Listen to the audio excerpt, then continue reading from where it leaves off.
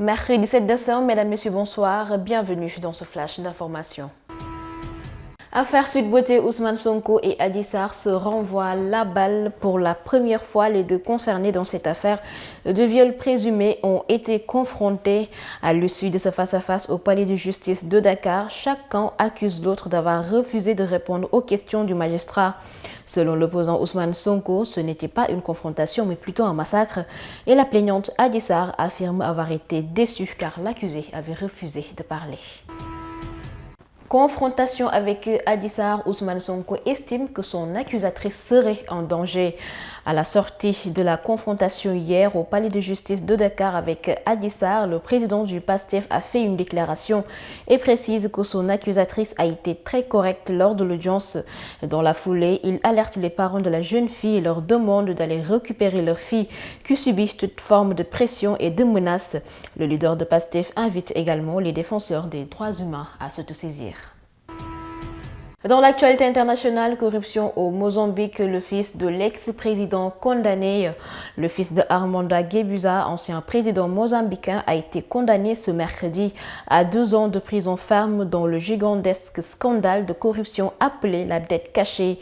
Nambi Guebuza, fils aîné de l'ancien chef de l'État, est donc impliqué dans une affaire concernant des prêts secrets de 2 milliards de dollars qui avaient plongé le pays dans une grave crise financière.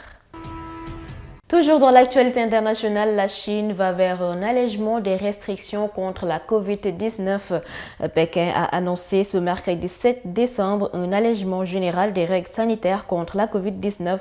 Ceci vient à la suite de nombreuses manifestations contre la politique zéro Covid du gouvernement chinois, mise en vigueur depuis bientôt 3 ans.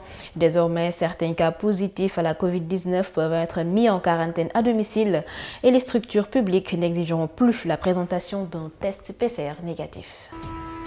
Et dans la page sport basketball féminin, l'AS Ville de Dakar à Maputo pour les championnats d'Afrique. Les Lions du basketball ont pris la direction du Mozambique hier pour participer au championnat d'Afrique féminin des clubs champions. L'AS Ville de Dakar va défier le Mozambique championne dans cette compétition de la FIBA Afrique. Cette compétition va se tenir du 9 au 17 décembre à Maputo.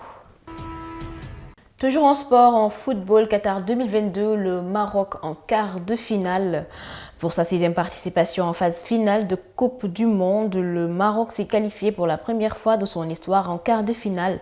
En duel hier face à l'Espagne, les Lions de l'Atlas ont pris le dessus à l'issue des tirs au but. À noter que la performance du Maroc, vainqueur de l'Espagne en 8e de finale, est l'un des plus grands exploits de ce tournoi. C'est la page sport qui met fin à ce flash d'informations. Merci de l'avoir suivi. Excellente suite de programme sur Womenfest TV.